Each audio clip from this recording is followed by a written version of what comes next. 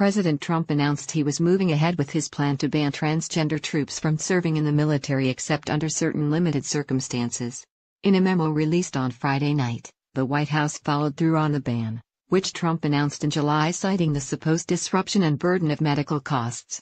Transgender persons with a history or diagnosis of gender dysphoria, individuals who the policies state may require substantial medical treatment, including medications and surgery, are disqualified from military service except under certain limited circumstances, the memo states. Trump caught the Pentagon's leadership off guard with a 2017 tweet that declared he would reverse an Obama-era plan to allow transgender individuals to serve openly in the military. But that proposal has been blocked by several legal challenges, and the Pentagon began allowing transgender recruits to seek enlistment on January 1. Just last month, a transgender recruit signed a contract to join the U.S. military for the first time since a federal court ruled that the military would have to accept openly transgender people. Defense Secretary Jim Mattis, who was tasked with advising Trump on the new policy, submitted a memo in February making his recommendations on the policy. Mattis was reportedly in support of allowing transgender troops to continue serving in the military, according to sources who spoke to the Washington Post last month. But the memo issued Friday claims Trump was acting on the defense secretary's conclusions that transgender people should be disqualified. No one with the strength and bravery to serve in the U.S. military should be turned away because of who they are. This hateful ban is purpose-built to humiliate our brave transgender members of the military who serve with honor and dignity. #protect trans troops. What the White House released tonight is transphobia masquerading as policy, for the sole purpose of carrying out President Trump's reckless and unconstitutional ban. It undermines the ability of trans service members to serve openly in military readiness as a whole. Banning transgender men and women from serving in our military is based on nothing more than bigotry. To all of the brave trans troops in uniform today, please know that this president does not speak for a country eternally grateful for your service. #protect trans troops. As a veteran who served on active duty, we focused on the mission.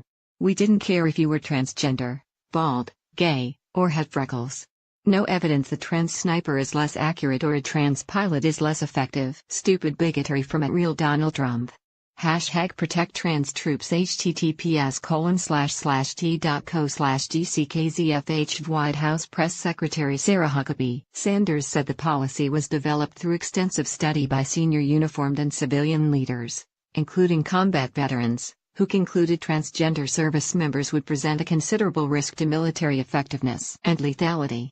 The new policy was promptly assailed by congressional Democrats and civil rights groups. House Minority Leader Nancy Pelosi tweeted, "No one with the strength and bravery to serve in the U.S. military should be turned away because of who they are." This hateful ban is purpose-built to humiliate our brave transgender members of the military who serve with honor and dignity.